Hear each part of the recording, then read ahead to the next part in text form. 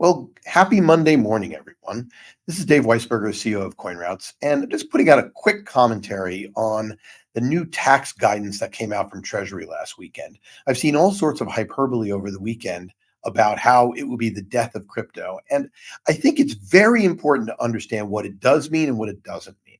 What it does mean, whether you agree with it or not, and frankly, I don't agree with it, but what I agree with doesn't matter, is the fact that the government wants to make sure any type of financial transaction that we all do that's over a certain threshold, generally speaking, these days is $10,000, is reportable so that the IRS can tax gains.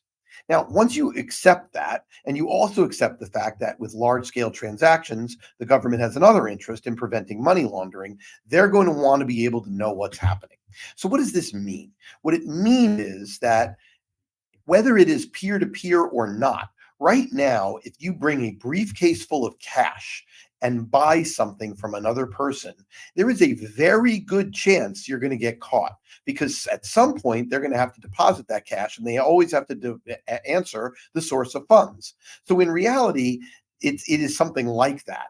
But whether or not you do it that way, or you just say that any peer to peer transactions on a DeFi exchange or from a wallet over a certain threshold has to be through a non anonymous wallet, effectively you end up in the same place.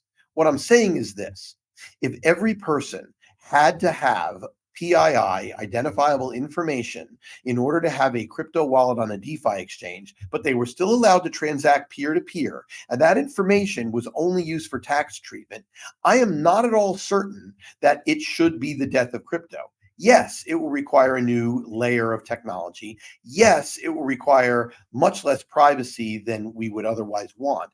But does it need to have intermediaries that are associated with the idea of holding on to those funds? The answer is no.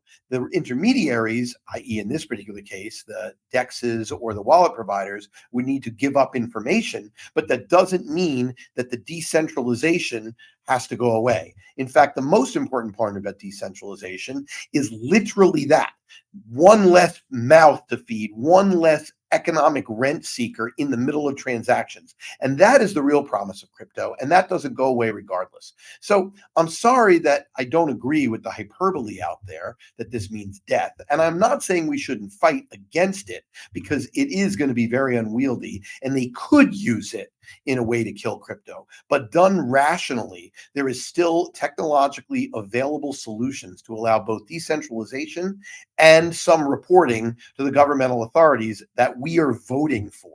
And that's the other thing. People should vote for candidates that want economic freedom and against those who want to be able to control everything.